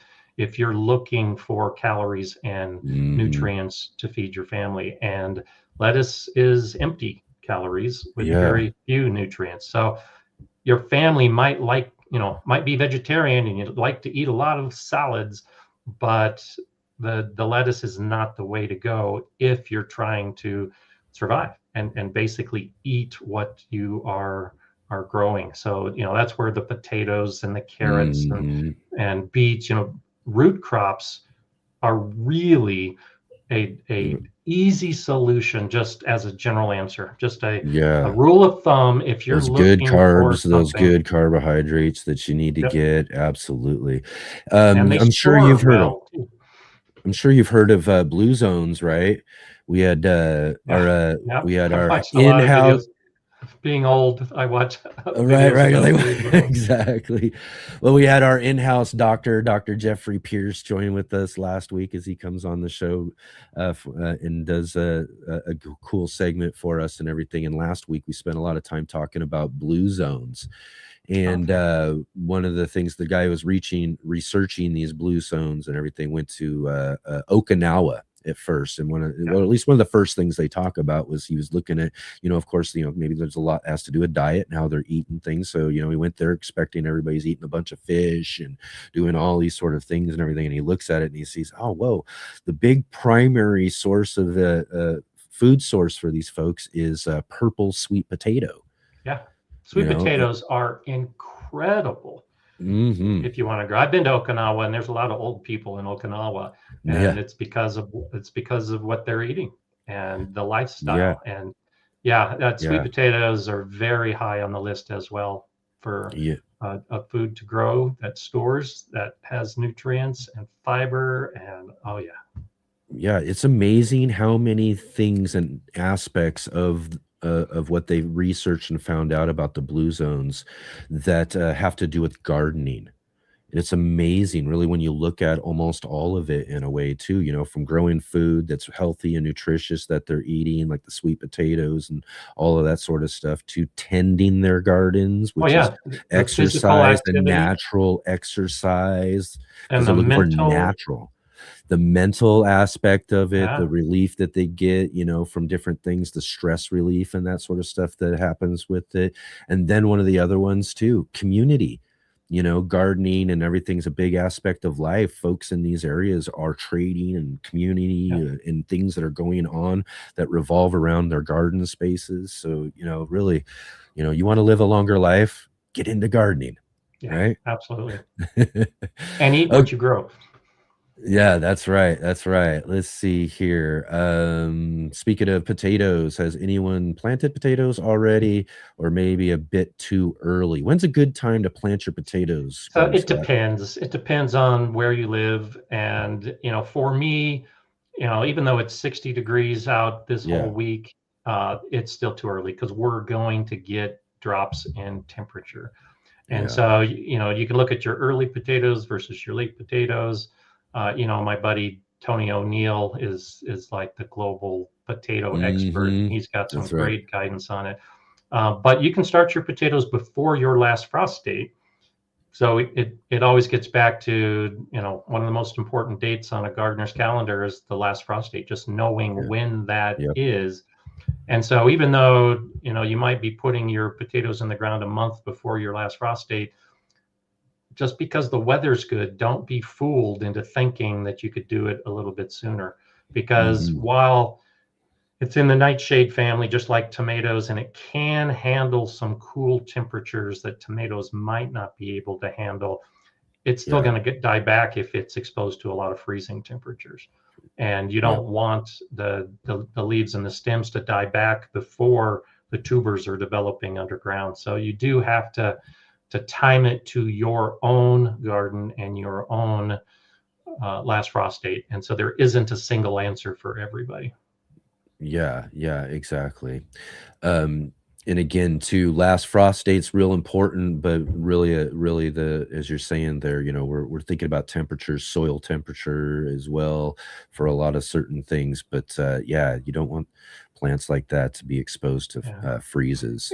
And like, you know, my soil, like I mentioned earlier, the weather is good enough to grow potatoes, but I can't dig in the soil because it's still frozen. So you got to wait till your soil thaws, and that typically is about the time before your last frost date that you're going to be putting the potatoes in the ground. But you do, Excellent. you know, depending on how you do it, and of course I've got a video about chitting potatoes as well as part of the complete guide to growing potatoes that I have on my channel. And so chitting is a process where you allow the potato to start growing before you put it in the ground. You know, everybody's got the stories of discovering a potato in the pantry, and it's got the, you know, the sprouts that are 2 feet long that have been growing, you know, between the canned goods. You do that on purpose so that when you put the potato in the ground, it's already growing, and that's a great way to have a good, successful potato crop. But you do that indoors a few weeks before you're going to put them outside. So thinking about potatoes right now is good, but look at your own last frost date and the type of potatoes that you're growing and whether you're going to chit them or not. And that'll be the answer to when to start. Because I consider chitting potatoes as starting to grow potatoes. Yeah. Yeah. Excellent. Shawnee Grows asks, have you experimented with using seed inoculants? Oh, I'm not even going to try to pronounce some of those. Rhizobium, yeah, I guess not. Or even water with molasses during planting time. Thoughts? Worth the money? Yeah, so I don't advocate buying somebody else's fungi to use in your own garden because all of those, most of those are going to be in your soil already. Now, that being said, there are some very specific, primarily with legumes as far as the inoculants. And so there are some inoculants for some legumes. If you're growing the legume for the purpose of nitrogen fixation. So legumes have this ability to work with bacteria in the soil to pull nitrogen from the air and then create these little pockets on the roots that have nitrogen in it. and then that nitrogen can become available for soil organisms or future plants.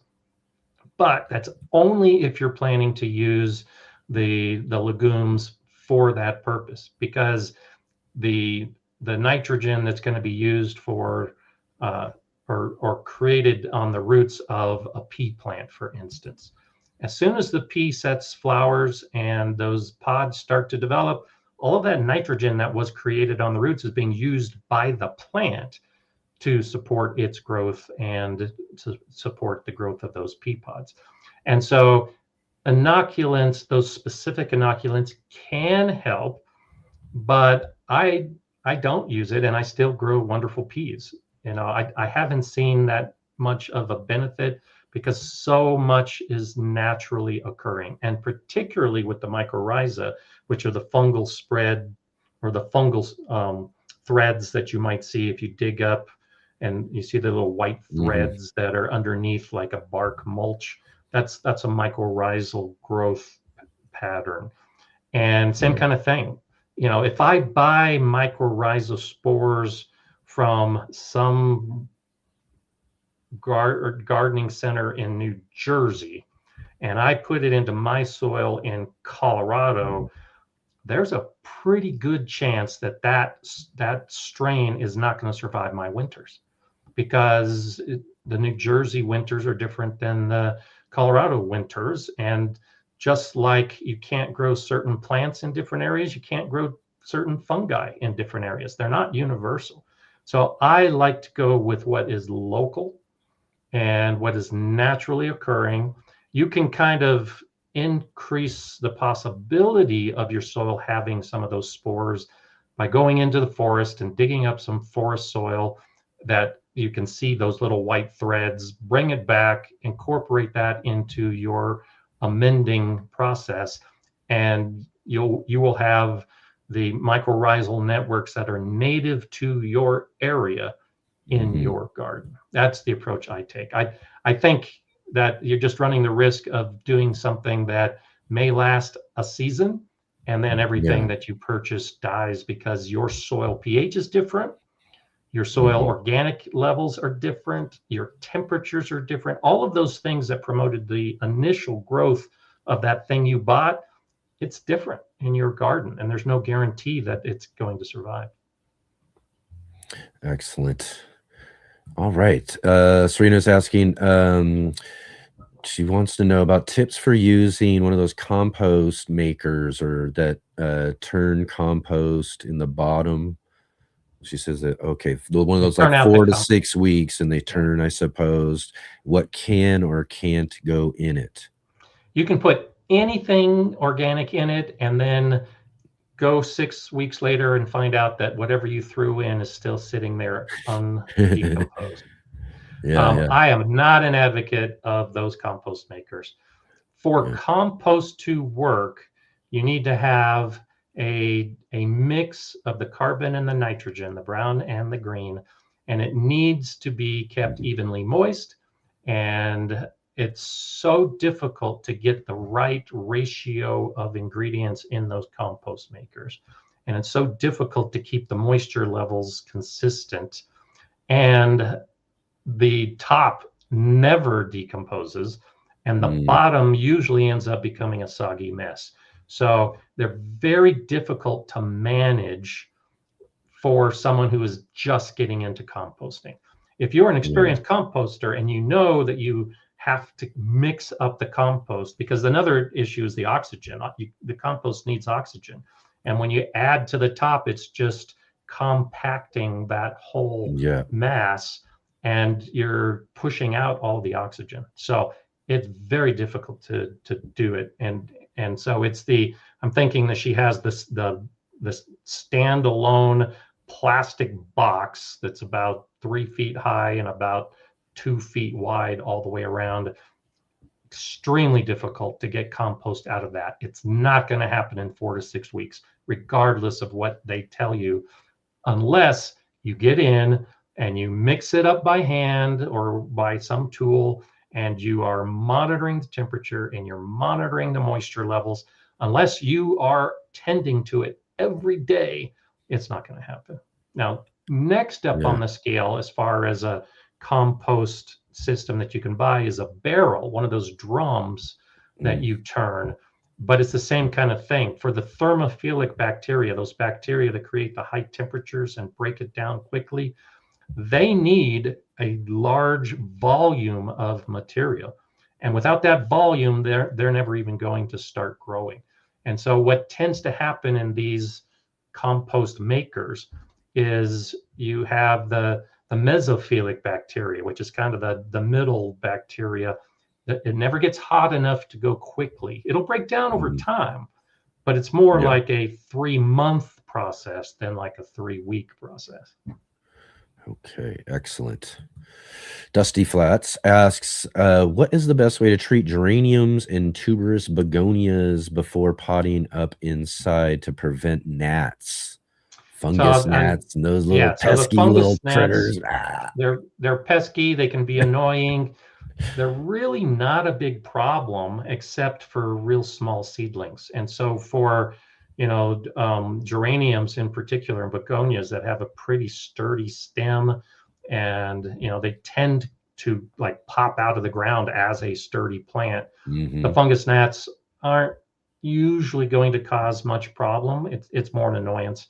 But the issue is take away the food of the fungus gnat. The fungus gnat is primarily feeding on soil fungus that is on the surface, because the fungus gnats aren't digging down into the soil. They're just feeding on the surface. And so if the soil surface is wet, you're going to have some of those fungal gnats. Excuse me, I need to drink water. No problem. Yeah. And so what you do is you take away their food by either allowing the soil surface to dry out or adding something like vermiculite on the soil surface. And so put a layer of about 1/4 inch of vermiculite, and that vermiculite surface is going to stay dry, and the fungus gnats will eventually disappear because there's nothing for them to eat. They're not climbing through and getting up and through all of that to do that. So the vermiculite is inorganic, so it's not feeding the fungus gnats. And unless it's a saturated soil and you have some of the fungus that grows through the vermiculite, just avoid oversaturating and vermiculite or drying out the surface, and you should see a decrease in the fungus gnats. And add some sticky traps. You can put some sticky traps. What I was. Did you see me looking around? I was going to say, I know one. I was like, I know one of the biggest advices I've ever gotten from Gardener Scott when it comes to pests is what we got to do is break their life cycle, right? Yeah. And a good sticky trap, the little yellow ones, you can find these little yellow ones. You can get them for really, really cheap, really bulk amounts of them, on, in places online. But you just kind of put them off, and they're really sticky on each side. You put them in there, and I usually do that with like new plants as I go in the other room or whatever, and I'll put them on, and it just to kind of get whatever might be in there. And like you said, that's what it's about, though, right? It's breaking the life cycle, right? If the adult is stuck to the trap, they're not going to lay eggs. If they can't get to the soil surface, they're not going to lay eggs. And you're exactly right. That's how you get rid of them. Exactly. Right on. Lex here asks, can a healthy plant or a healthy looking plant, especially, Lex, new gardener here. So can a healthy plant that looks healthy be actually stressed, right? As a beginner, how can I quickly tell it's stressed, and what are some advice that I should regular follow to avoid that from happening? Yeah, so plant stress is normal. And the first thing to do is recognize what normal stress looks like. So for instance, during the heat of summer, it is normal for plants to wilt. Wilt does not necessarily mean that there's a problem. It just means the plant is stressed by the heat, and it closes off the stomata, the cells within the leaves that are part of the transpiration process. And so instead of the moisture from the soil through the roots rising up through the plants to keep it nice and erect, it shuts down the system because it doesn't want to lose all of the water vapor within the plant. Yeah. And then once the sun starts moving and it starts cooling, the plant should pop back up again. So learn to recognize what the plant looks like when it's not stressed and what it looks like when it is stressed. So yes, a healthy plant every day in the summer can wilt, and it is perfectly healthy with no issues whatsoever. That's part of the normal process.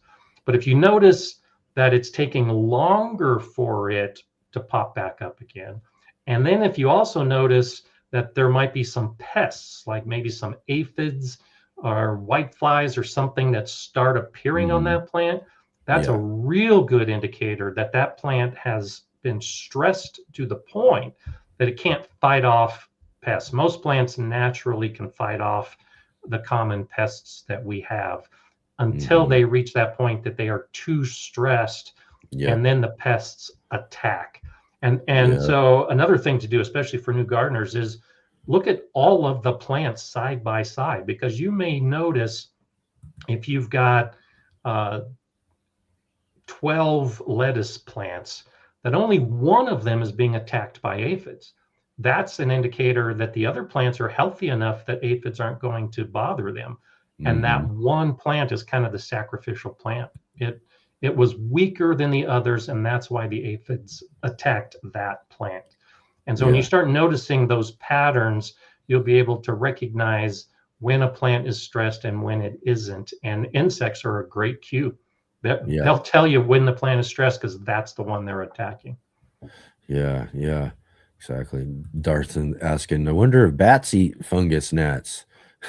I don't know.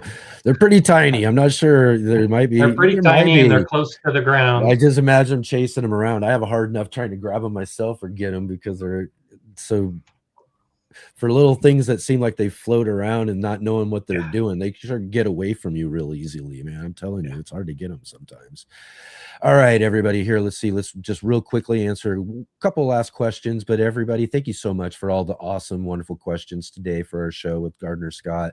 Again, like I said, these folks have been bringing it every time we've had you the last several times. So Serena has a couple of last quick questions though here real quick. She says that what is it, a preacher's part of an HOA has been trying for a garden of the month, but has a weed in the middle of the front yard that nothing will kill. Ideas, don't know what kind it is.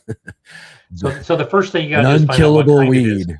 You got to find out what kind of weed it is, because there are plants that have very deep roots, very tuberous roots, and you got to know that. So you can spray it with vinegar all you want; it's not going to kill it. You can spray, some types of herbicides; it's not going to kill it. If it's a grass, and you're using an herbicide that is designed to kill broadleaf plants, it's not going to kill it. So you've got to be able to identify the plant and then determine what the treatment is for that specific plant. Because Excellent. the same treatment doesn't work on all plants, which is why you've got this big industry of herbicides selling you all kinds of different herbicides, because they're going to be plant specific.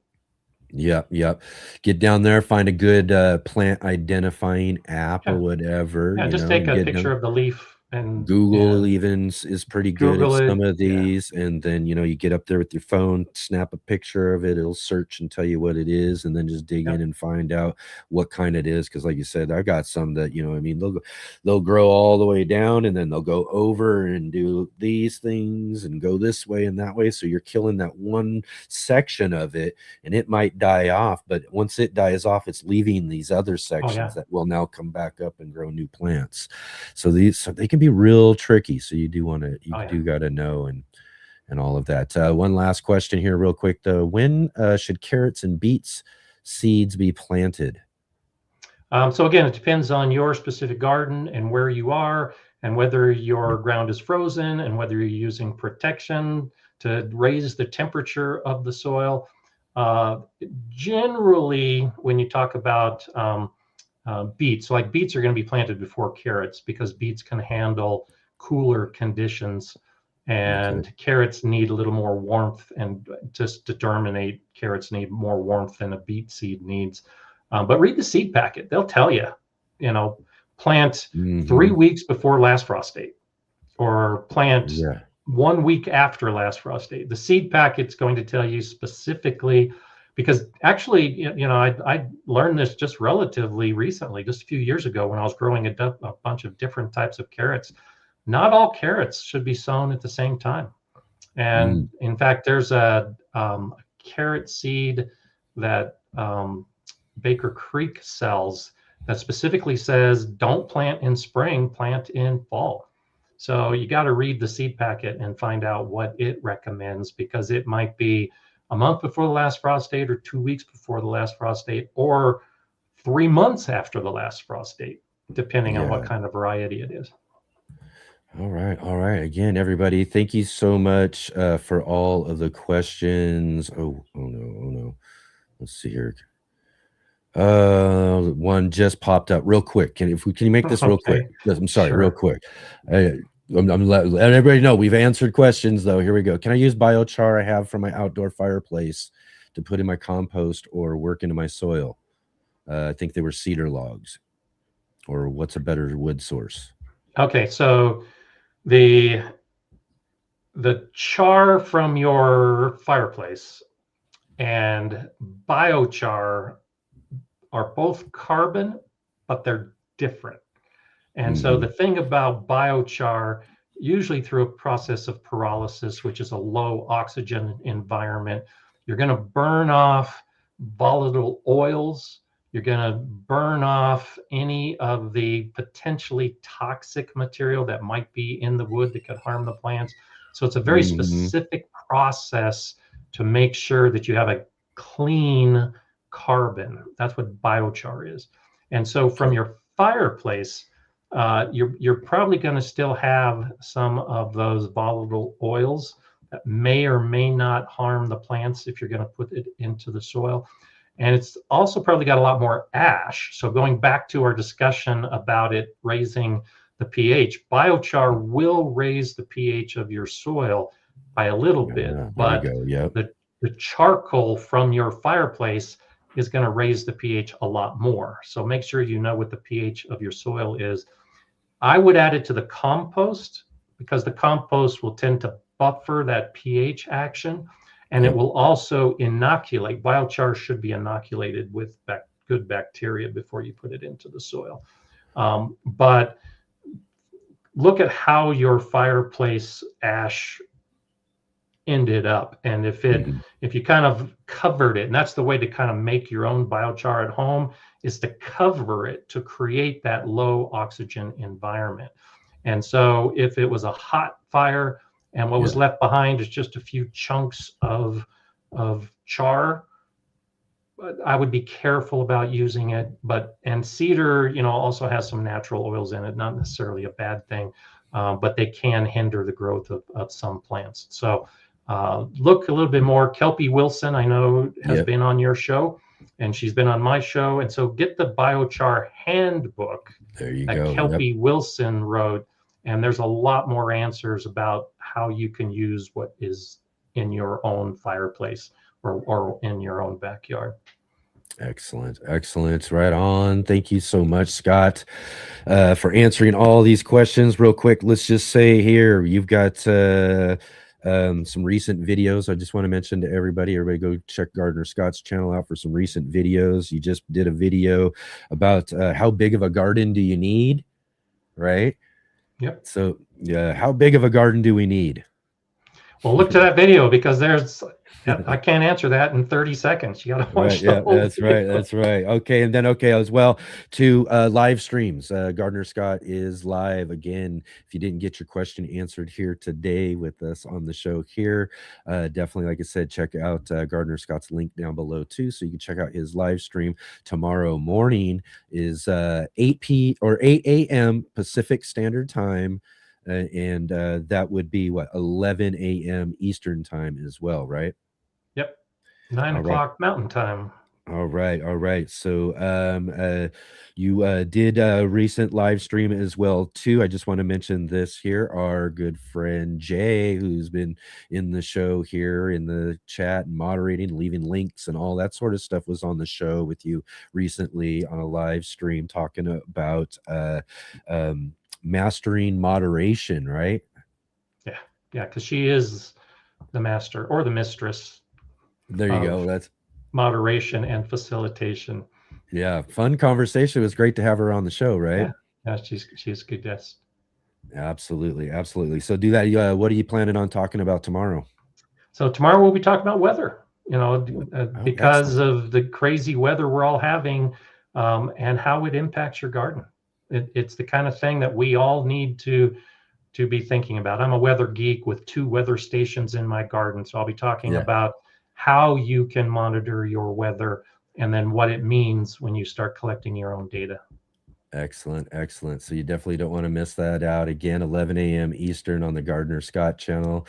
We've got links in the chat, links in the description if you need there as well. We also have a link too. I also want to remind everybody that Gardner Scott does have a book, The Guide to Raised Bed Gardening, that he wrote and released last year and everything. So definitely get in the link below to get yourself a copy of Guide to Raised Bed Gardening. Like I said, it's always great to have you here with us, Scott. Time always goes by, but just like that. But we'll look forward to having you back on with us this next month, second Sunday of the month, right? Yeah. And by then, I may have stuff growing in my garden. Excellent, excellent, excellent. Looking forward to that for sure. So, all right, everybody, again, go check out Gardner Scott tomorrow. And we'll see you again next month, Scott. Thank you. Okay. Thanks, Enoch. Take care. You bet. You got it.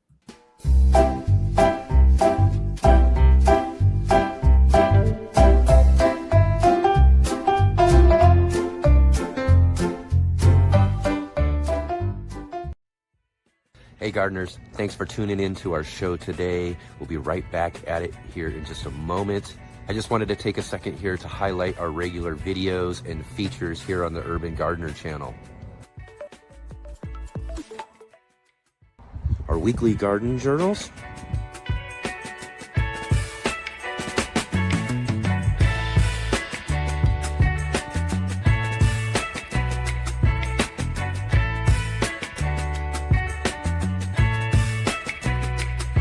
and our incredible featured visits.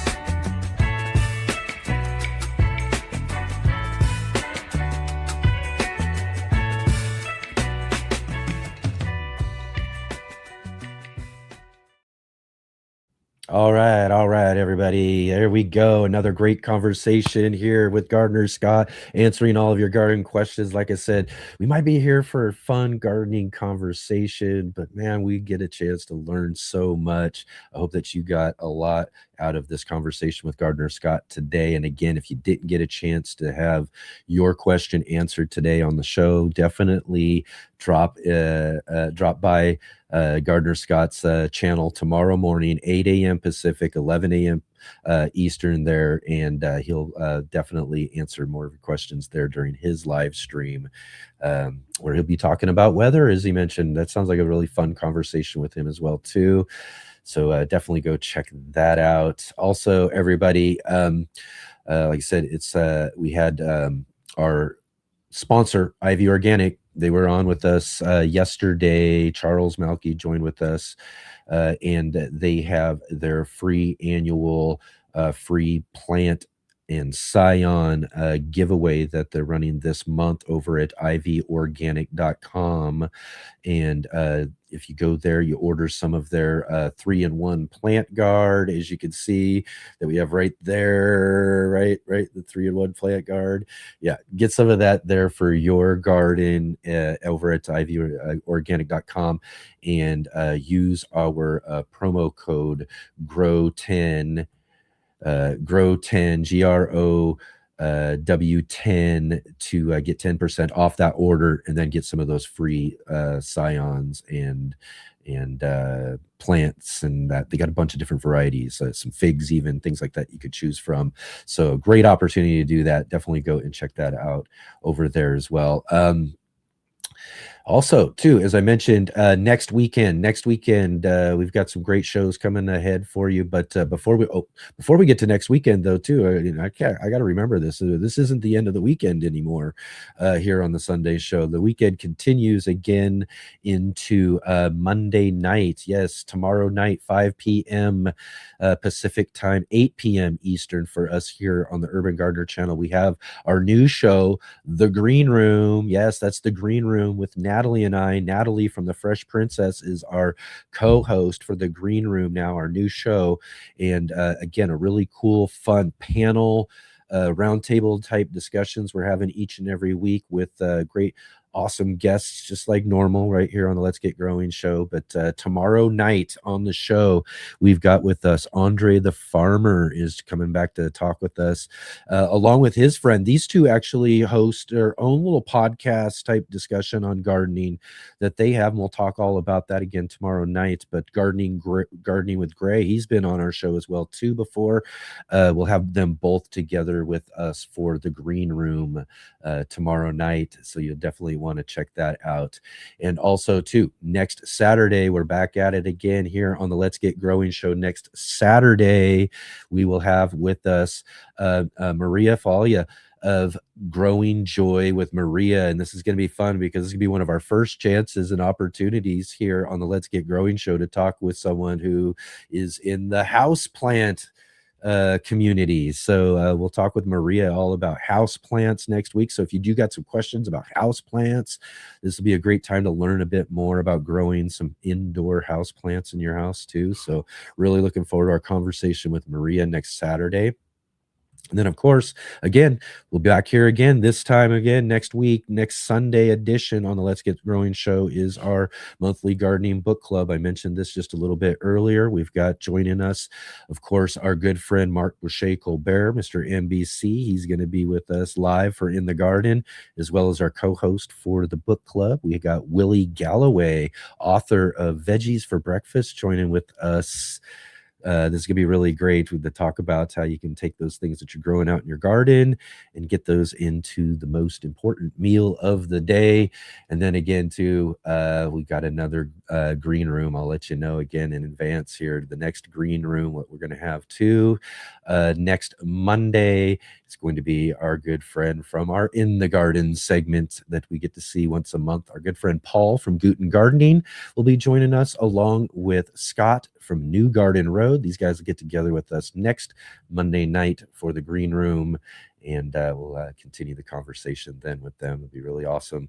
Again, thank you all so much for being here with us today. It's great to have you here today with us. And if you can, before we finish up today, let's go ahead and hit that thumbs up, hit the like button before you go, subscribe, bell notification, share with your friends, let them know that we're here every weekend here on the Let's Get Growing show and the Urban Gardener channel.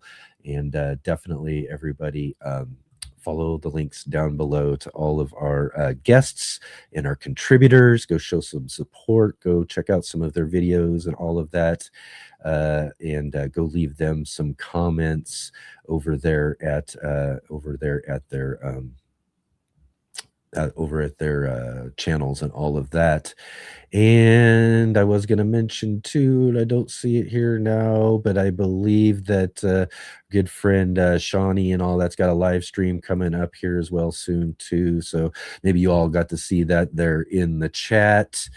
Yes, there we go. Cool, there it is. Robin Gardens got it up there for us too. Another episode of Roots and Rambles coming Thursday on Shawnee Grows, where Shawnee and Robin from Robin Gardens will unpack the whole winter sowing topic, and that'll be at 9 p.m. Central Standard Time. So go and check them out as well there too, and go show some support for Shawnee and Robin, who are our contributors for our Grow What You Eat segment on our Green Room on Monday night. So come tomorrow night, check out Shawnee's new segment as well. But again, everybody, thank you for being here. I really look forward to seeing all of you tomorrow for the Green Room. Catch up with you with Natalie and I there. So I'll see all of you then.